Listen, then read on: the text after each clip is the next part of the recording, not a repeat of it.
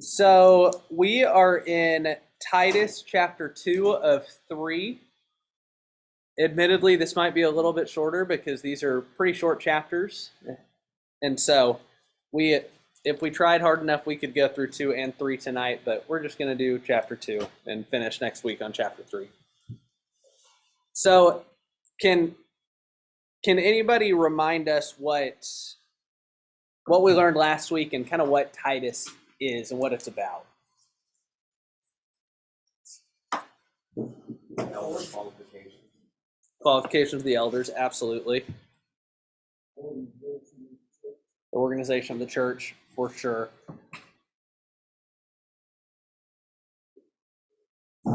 What was the purpose of this letter? Why is Paul writing this? Yes. Because there's just some disorganization. They gotta figure it out at least a little bit. They probably never had the rules in writing. I mean, if you had to go and put it down, normally when you have to do something like that, people have been doing it for a while, and it's kind of the oral tradition went astray somewhere along the way. Absolutely. And so this is a letter from Paul to Titus. As we know, this is one of those proteges, one of those people who Paul spent a good amount of time with and a good amount of time pouring into. In fact, we can read about Titus in the book of Acts, and we can see him being a part of Paul's missionary journeys, specifically his first one. And so what we see is Paul is reminding him of, this is what you were called to do. You've seen it happen. You've seen what God can do. And so continue walking in this way, doing these things. And just like we said, he starts to lay down the qualifications of the elders and kind of starts to speak into the order of the church. And what we're going to see as we enter into chapter 2 is he makes it a little more personal for Titus. That he's telling him, these are the qualifications of the elders, and the very first line of chapter 2 is, but as for you. And so, of course, this is catching Titus's attention of, okay, this is at me now. I need to pay attention. And what we're going to see in this very beginning part is that essentially people are always watching. That we can be portrayed, people can make decisions about who we are just based on seeing the way that we act and the way that we treat people and the way that we do things. And so that's what Paul is starting to speak into here. So if somebody would you read for us verses 1 through 10 of chapter 2?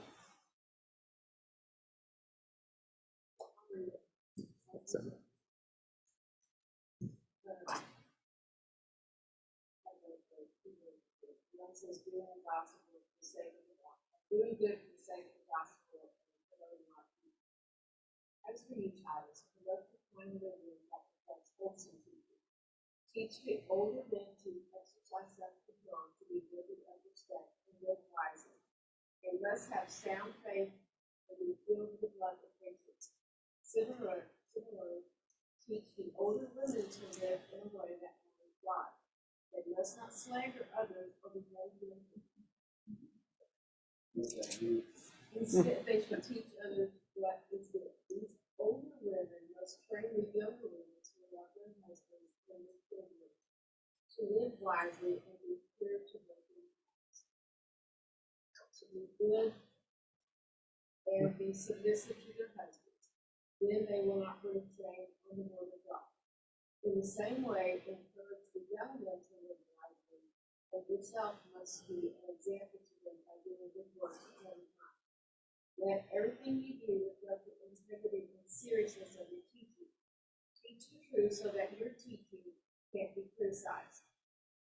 Even those who oppose us will be ashamed and have nothing bad to say about us. Slaves must always obey their masters and do their best to please them. They must not talk back or steal. They must show themselves to be entirely trustworthy and good. They they will make the teachings right out there, tracking in every way. Awesome. Thank you. Why are women the only heavy drinkers? No, the gossip. Yeah. Gossip. I've known men to be more gossip than women. It happens for sure. Sure. So throughout this passage, Paul tells Titus to instruct Christians to live according to sound doctrine or healthy teaching. Tony, the word yours used was wholesome teaching, which is a pretty good translation of what that means. When we hear preach sound doctrine, it is wholesome. And so he's telling Titus to instruct these people to live according to a wholesome teaching, and he has much to say about the way that they ought to conduct themselves. So we saw him speak to a few different groups of people. What strikes you as important in these instructions? If your lifestyle is what you Mm-hmm. Absolutely. People are watching, looking at that behavior. Yeah.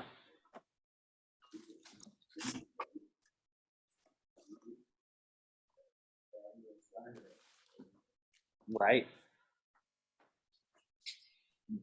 Yeah. I think a really good example of this, Tiffany, you posted on Facebook a couple weeks ago pictures of Warren fixing y'all's fence, right? And Alexander was out there with you.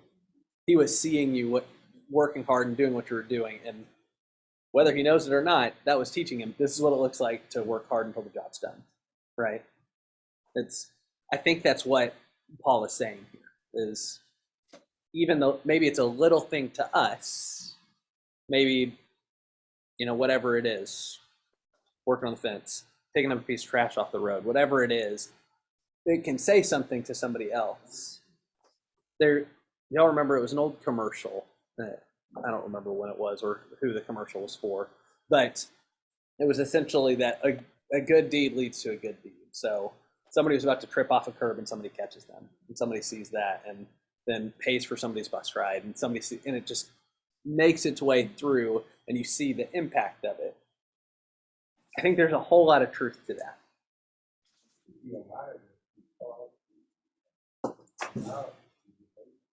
Yeah.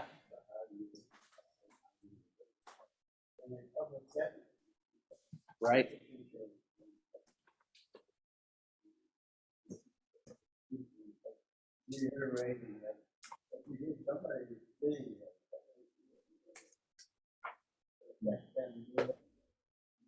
Yeah. Yeah, absolutely. And that's something about Paul is just from the history and the background we can read about him, he seems to be one of those people who takes everything to the extreme. When he was a Pharisee, he was the best Pharisee. When he was an evangelist, he was the best evangelist. He took everything to an extreme, and even to the point as he was arrested and in prison, he never quit praising God in the way that who knows how many Roman soldiers came to know who Jesus Christ was because of Paul's ramblings.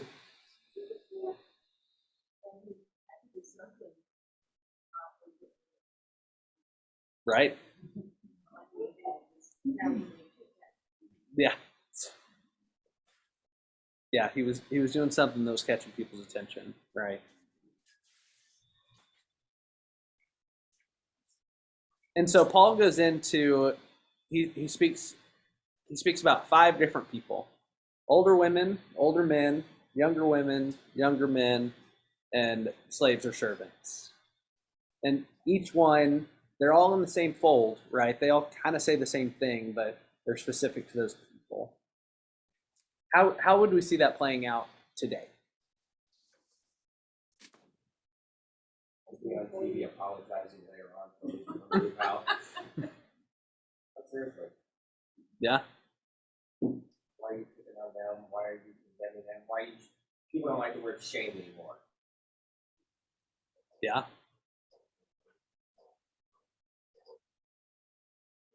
And today, people are not told what they're at.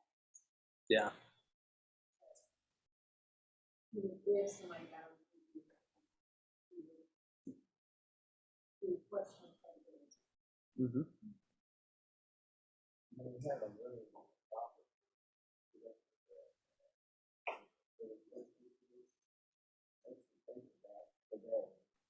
You talked about how it works.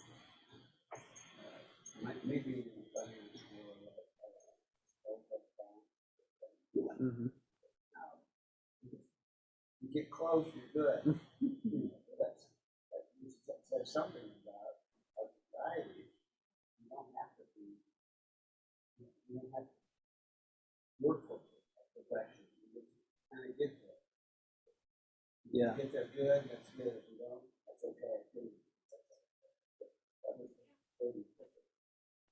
Right. This has more of a, in my opinion, positive spin. Yeah. And, it's been wholesome living. And it's a worthy of respect. And then, everyone is feeling how they're protected. And everything we do should reflect the racism.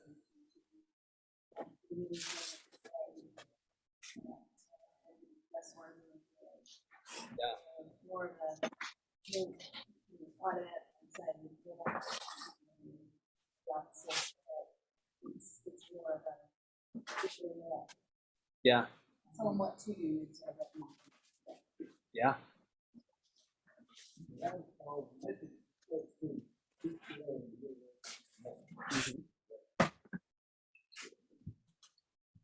For me, the verse where it says, having nothing evil to say about us, don't, talk about your opponent, don't give your opponent ammo.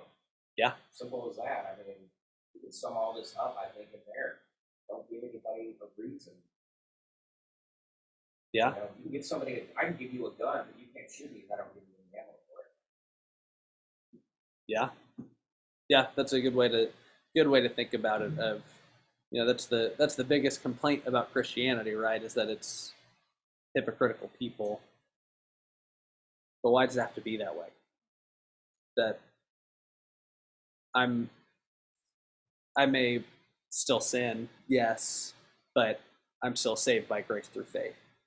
And so to live into this process of sanctification, of constantly trying to become and to be and to look and to act and to overall be more like Jesus, then that's going to take away that ammo that you're talking about.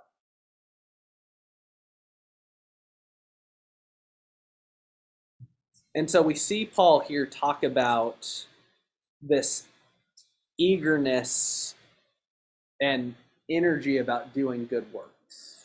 We can see that in verse 7. And so why is establishing a pattern of good works so important?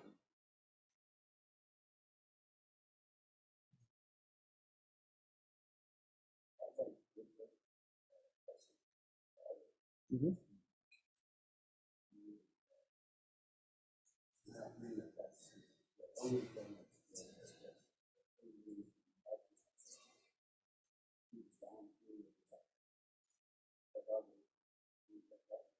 Yeah.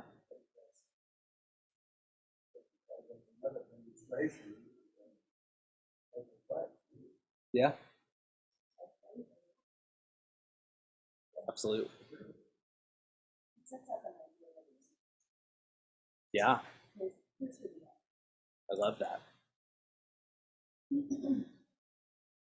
me, a key word in that verse that stands out is integrity, Mm-hmm. which is doing the right thing even when no one's looking.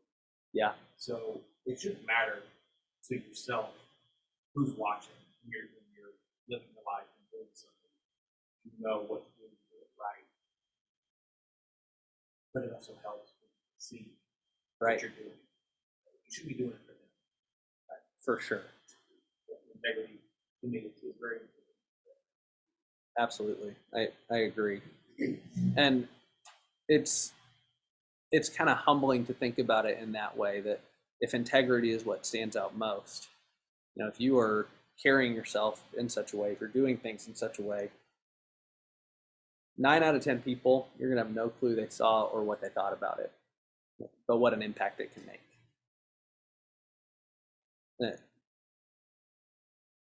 Yeah, it can go a really long way.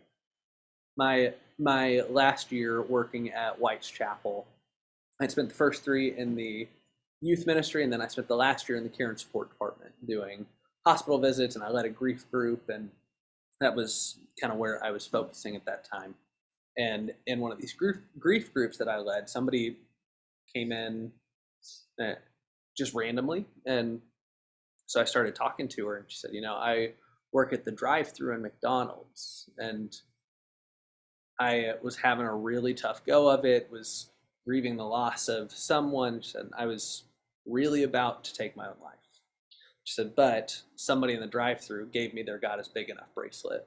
And I looked on the inside and it says White's Chapel UMC on it. And so she said, so somebody thought of me enough in such a way that they'd give me this. And then she sought out help that she could get. No clue who the person was that gave it to her. That person has no clue who they are that gave it to her. But a small thing can make a huge impact. And I think that's what we're seeing Paul say here. And so as he talks about this idea for these people of establishing this pattern of good works, what are you doing? What are we doing to establish patterns of good works in our own lives?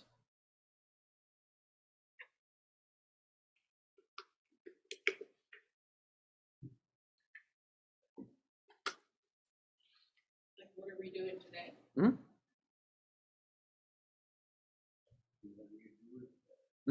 Try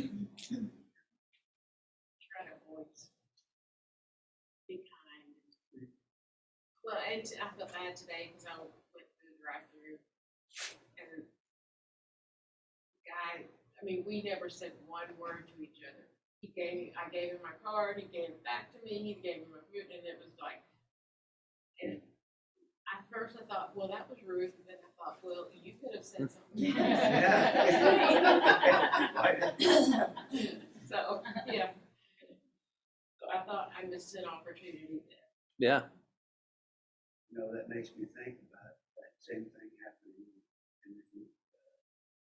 It was a young person, and they were doing like we talked to them, and they say one thing like, "How are you doing today?" They brighten up, they just start smiling, say, "I'm doing good," or "I'm not." And it's a way of opening up that person to think about himself or herself. We should do that. Yeah. Well, that's what I thought. There's an opportunity there. Take the opportunity. I know when I go out to eat, sometimes it's a challenge because most restaurants are short-staffed, so it takes longer. Not enough servers, not enough cooks sometimes. And when I see a server doing their very best, I try to thank them personally. I really appreciate your service. Yeah. Thank you. Yeah, you leave a tip, but sometimes when they're running ragged, it's just nice to receive a kind word. Yeah. Absolutely. Absolutely. There's a commercial on about servers you don't have to know their name. Well, I think that sometimes you ask their name and they want to tell you who they are. You should be asked that person. It's not that much effort to be polite. No. I try to think of, my feelings, even when I've had a really crappy day. And I'm really not very patient. And I think, damn, I'm really like you all the time. I have a lot to be thankful for. Let me extend kindness to somebody else. Yeah. I managed restaurants for years, and everyone's least favorite time of day to work was after church. Oh, That was the worst. People were horrible and catty, and it was just Lousy tippers. men. Mm. So it was always fun to ask them, because they'd be in church attire, what church they went to. And they put them on the Yes. spot. Would have been fun. Enjoyed that very much. I try to make a connection with people, even if I just, you know, notice them, look in their eyes, or just smile. Not even if it's just a grin or something, or they got a cute kid with them or something, I'll smile at the kid or whatever. Or, you know, sometimes I'll say something relative to what they're doing or whatever. Of course, Gary accuses me of being that commercial where the guy's trying to teach you not to be like your parents. Yeah, your parents. They don't care, Nancy. So I'm kind of like that sometimes, but I don't know. I just try. Sometimes it just, you know, kind of. I mean, I've seen you do that in this setting, and it's something you're very good at. There was a study a few years ago. They said, you know, if you see a server, waiter, person at the bank, whatever, they got a name tag.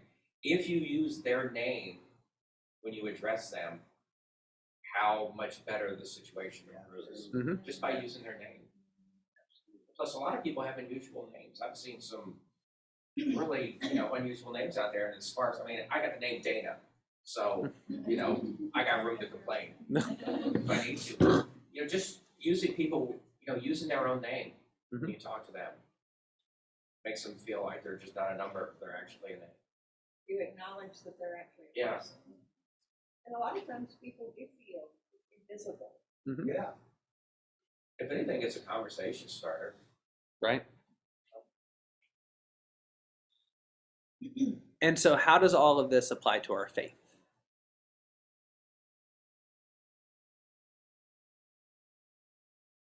We want to be examples of Mhm. Jesus. And that way, if someone ever does say, well, why are you so nice? Or, why do you smile so much? Mhm. Let me tell you. Yeah. Let me tell you about my Jesus. Yeah. It's coming back. And I think, you know, again, it goes back to our behavior. It's a demonstration of the fact that Jesus Christ living through us. Mhm. That's why we should behave like God. Yeah. And I think sometimes when they say you don't be like your parents, I wish I were more like my parents. Yeah. I don't think courtesy ever be that style. But that's, It may appear to sometimes, but. Courtesy. oh, yeah, absolutely. The old bracelets you used to find all the time, WWJD. Yeah. And then our behavior. Yeah. Yes. I love that. It's worse than, she says she's a Christian, but she's acting. What does that say to other people? Yeah. None of those things that were in those first 10 verses there are religious at all. It doesn't say pray 10 times a day or you're not a Christian, do this and that. It's about self-control, not getting drunk. You know, just regular, normal things has nothing to do with being a Christian, just being a good person. Right. You know, I don't see how anybody in the world could complain about anything that was listed there. Which speaks to the transformational nature of a relationship with Jesus. That we are called, as it says in Romans 12, not to be conformed to this world, but be transformed by the renewing of our minds. That we can be all of these things, and because we have a Savior who has done it first and who invites us to it, it becomes easier to be self-controlled, right? It becomes easier to do all of these things that He's instructing us to, because we've been transformed by the grace of God.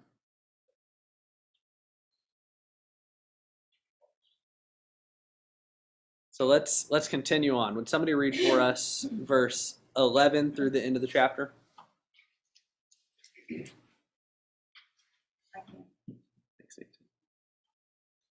And the grace of God has been revealed, bringing salvation to all people.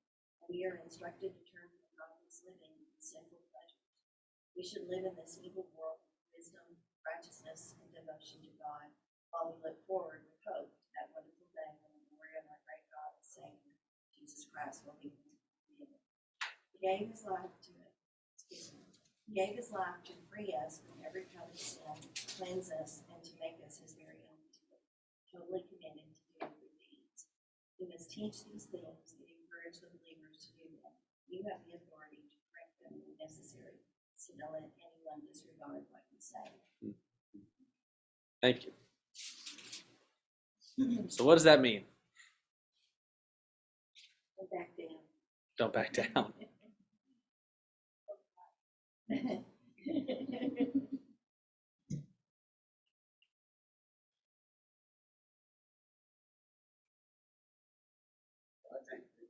this is giving you why you should be doing what he said before. What this is. Because it's showing the grace of God and it's showing, he's telling you why all this is necessary. Because of this. Yeah.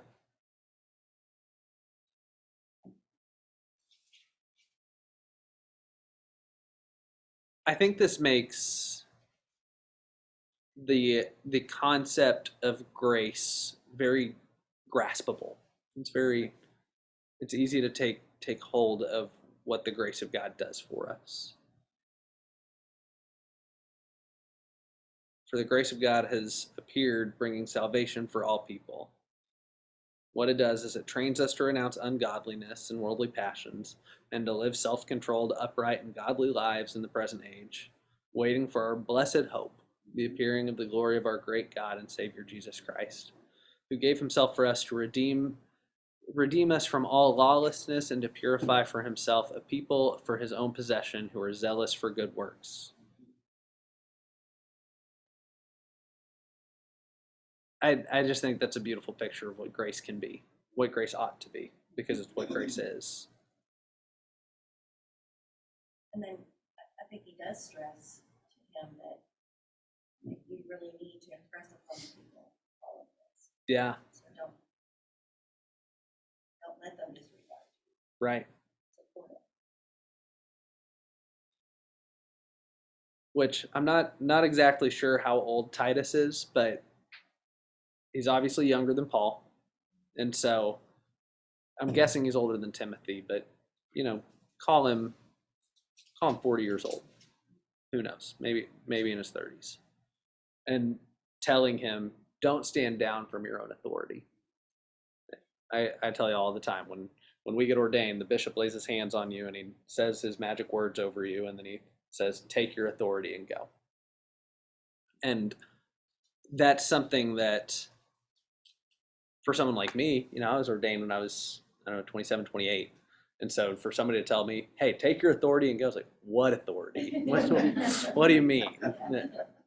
But because of who Jesus is and because of this grace that we're offered, we're all given this authority to do what he's saying, right? In Paul's life, it's kind of the reason he went to prison, the reason he was beaten, the reason all these things happened. He was very bold in his relationship to his message. Mhm. In Christ, he's had, I think you said this before, raised from the dead, Mhm. the everlasting life, and things of that nature. He was bold about that. People were probably looking at him then like, Yeah. or if they didn't like it, they thought he was being self-righteous maybe, but he was still bold. He wasn't afraid to say, and he said it in righteousness, that it was the right thing to do. Right. Yeah, it's interesting as you read specifically through the book of Acts, but through many of Paul's letters, he is quick to retell his conversion story. Absolutely. He says it over and over and over again. And one, it's a really good story, so it preached really well, I'm sure. Yeah. But what he's saying is, look at who I used to be and look at what I've become because of Jesus Christ. And All of us have a testimony in that way. Look at what I used to be. Look at who I used to be. Look what I used to do. But now.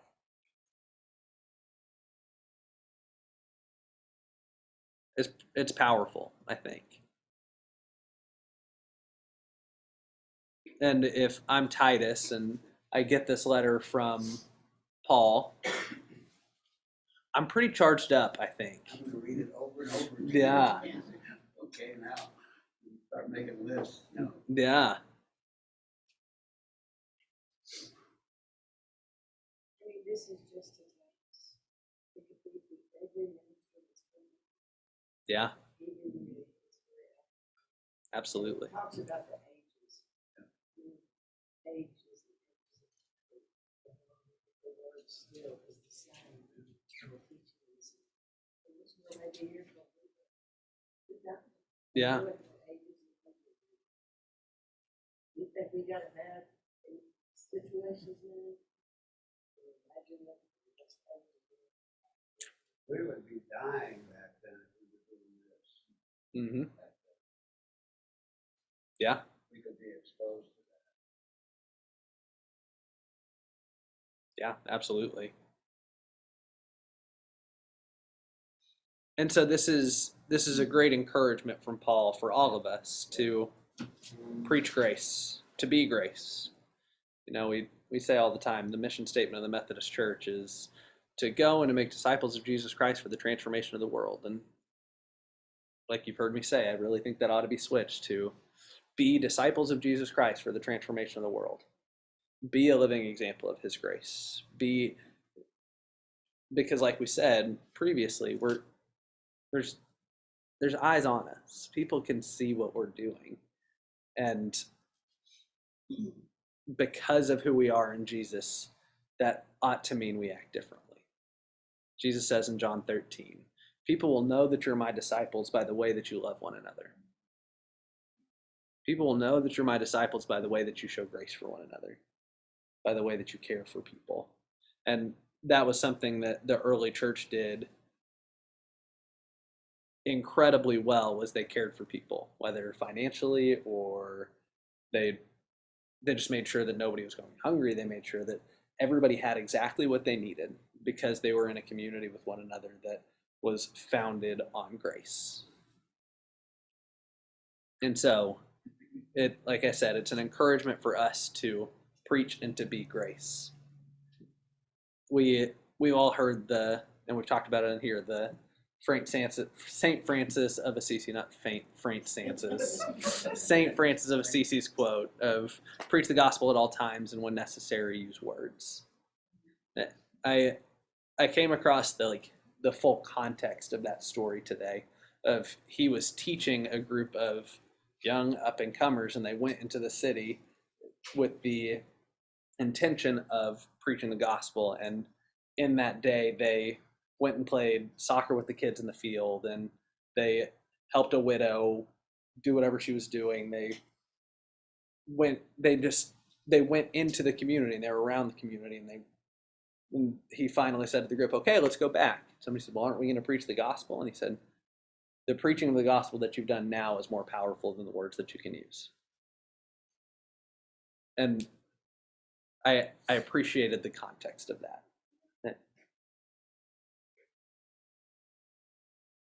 You know, this reminds us, there's a C.S. Lewis quote in his book, Mere Christianity. He says, aim for heaven and you'll get earth as well. If you aim for earth, you'll get neither. Yep. So in everything that we're doing, in the actions, the way that we carry ourselves, we love people, we treat people, if we're aiming for heaven, we'll get heaven and earth as well. But if we're aiming for earth, we'll lose both. C.S. Lewis was the best. And that's Titus chapter 2. Like I said, it was going to be a little bit shorter tonight. Do we have any questions, any thoughts about what we're reading? It just constantly amazes me how something written so long ago can be just applied today and fit right in. Yeah. yeah, it's kind of scary how that can happen. So it doesn't seem like he is, it doesn't seem like Titus is down in the dumps or kind of losing his, not faith, but he's not discouraged Yeah, like Timothy was. I yeah, wonder if that's because of maybe age difference. yeah, It's not like he's, trying to continue to say keep the faith. yeah. And Even in an instruction book. that's a really good point. Because he does have to constantly say that to Timothy. It's okay. You're going to be okay. And it could be a whole multitude of reasons, right? Of one, Timothy may have just been more vocal about his woes, having the relationship that they did, that the church in Crete and versus the church in Ephesus, two very different places, and Paul could have just been establishing what the church could look like in Crete. Yeah, I don't know why the tone is different, but like Nancy said, this one comes off more encouraging than Timothy does, I think. Both of the letters to Timothy. It's as if Timothy is in the heart of burning out and Paul is dragging him out of that. And with Titus, it feels a little more like he's coming alongside and saying, okay, this is how we do this. Well, reminding him what he's been taught and to continue the good work. Yeah, It's like your quarterly evaluation. yeah, But you need that to verify that what you think you're doing is right. That's good. hmm So I think he's doing that, he's strengthening him in that way. yeah, I would think that these things still exist. You've got to pick your eyes open and pay attention to it, or they'll end up being problem. That's yeah, false teachings and all those things are still out there. right. They're out there today. This is a way of reiterating what he's doing. Keep doing that. And I always say that be bolder in the truth of the faith. Be bold. hmm Sometimes answering, I think about, we were talking about Paul, telling him about his conversion. Sometimes you have to tell people that I don't know why I do what I do, but I know what happened to me. Hmm. That's the only thing I know. Yeah. Which is a testimony. Which is a testimony. It's testimony.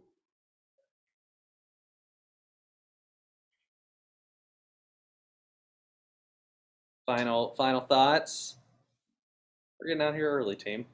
Look at us. Well, would somebody care to close us in a word of prayer?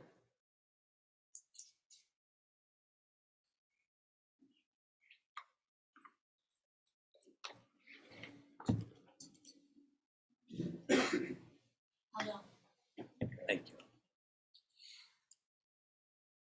gracious God, we just thank you so much for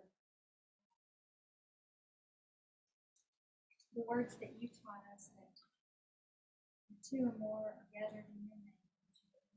I just appreciate knowing that and having time to learn more about you and helping to know others.